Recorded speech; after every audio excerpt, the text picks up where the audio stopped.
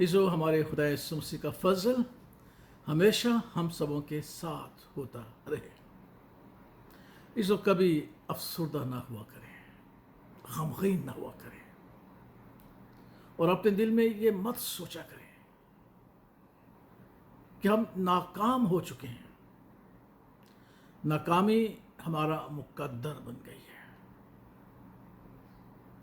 کیونکہ ہم ایماندار ہیں اور ہم سوچتے ہیں کہ شاید ہماری ناکامی کے وسیلہ سے خدا ہم سے ناراض ہو گیا ہے، یا ہماری متواتر ناکامی کے باعث خدا ہم سے ناراض ہو جائے گا۔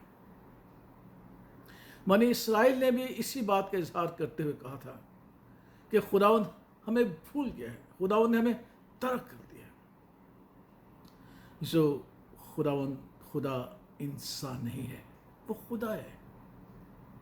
وہ نہایت رحیم اور مہربان ہے، فضل کرنے والا ہے۔ اور اس نے بنی اسرائیل سے بھی کہا تھا کہ تم ایسا کیوں کہتے ہو؟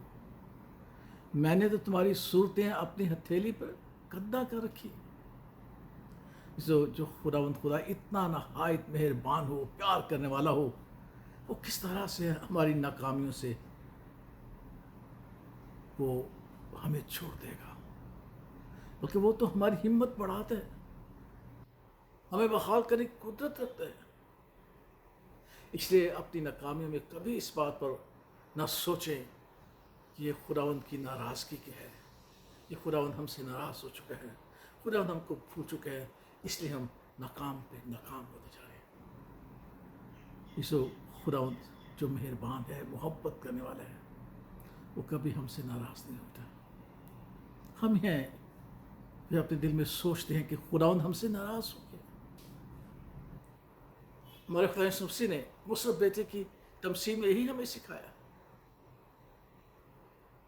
بیٹا نافرمان ہوا، اپنے کام میں ناکام ہوا، اور ناکامی نے اسے اس حد تک پہنچا دیا کہ وہ بدہوش سا ہو گیا۔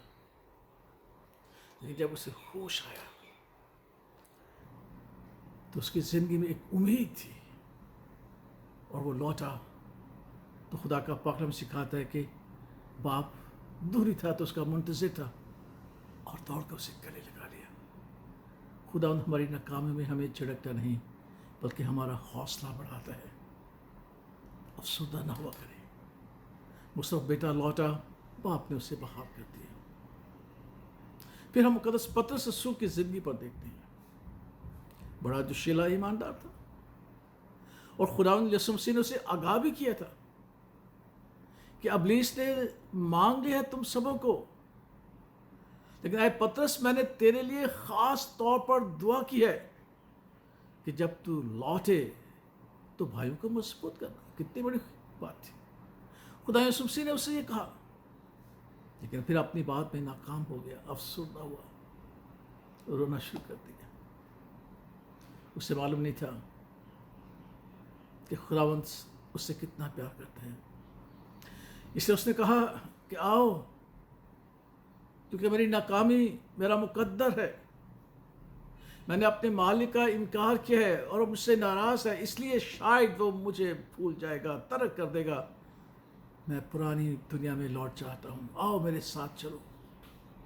لیکن اسے معلوم نہیں تھا کہ خداوند جو نہایت رحیم اور مہربان ہے، ہماری ناکامیوں سے وہ کبھی ناراض نہیں ہوتا، بلکہ وہ تو بحال کرنے کی قدرت رکھتا ہے۔ اور جب وہ لوٹے تو خداوند یسوع مسیح سے ملا، باتیں ہوئی، اور کہا ہے پطرس کیا تم مجھ سے محبت کرتا ہے؟ اس نے کہا ہاں خداوند۔ 3 بار دلگیر ہو گیا۔ وہ کہا ہے خداوند تو جانتا ہے میں تجھ سے محبت کرتا ہوں۔ خداوند نے کہا کہ میں بھی تجھ سے محبت کرتا ہوں اور تجھے بحال کرنے کی قدرت رکھتا ہوں۔ اپنی ناکامی میں افسردہ نہ ہو، اٹھ، میری کلیسیا کی، میری بھیڑوں کی رکھوالی کرنا، نگہبانی کرنا، اتنی بڑی ذمہ داری سے بخش دی، اور وہ بھی ان رسولوں کے درمیان، ان ایمانداروں کے درمیان جن میں شاید وہ شرمندہ تھا، افسردہ تھا، اور اپنی پرانی دنیا میں لوٹ جانا چاہتا تھا۔ لیکن خداوند نہیں چاہتا کہ ہم پھر لوٹ کر پرانی دنیا میں چلے جائیں، وہ ہمیں بحال کرنے کو تکتے ہیں، اور یہی اس کے فضل کی کثرت ہے جو ہمیں نصیب ہے۔ اس لیے خداوند کا فضل ہمارے لیے باکثرت ہے، باکثرت ہے، وہ رحیم و مہربان ہے۔ اس لیے اپنی زندگی کے کسی موڑ پر جب ناکام ہوتے ہیں تو خدا سے توقع کیجیے گا، وہ آپ کو بحال کرے گا، اٹھا کھڑا کرے گا، اور آپ کی خوشی اور شادمانی کو اس طریقے سے تازگی بخشے گا کہ آپ اس کے لیے کام کریں گے اور وہ اپنا فضل عطا کرے گا۔ یہی خدا ان کا فضل ہے جو میرے لیے اور آپ کے لیے باکثرت ہے۔ اس کے فضل میں زندگی بسر کریں، دنیاوی اعتبار سے کبھی مایوس، افسردہ، غمگین نہ ہونا، یہی اس کی محبت کا ثمر ہے۔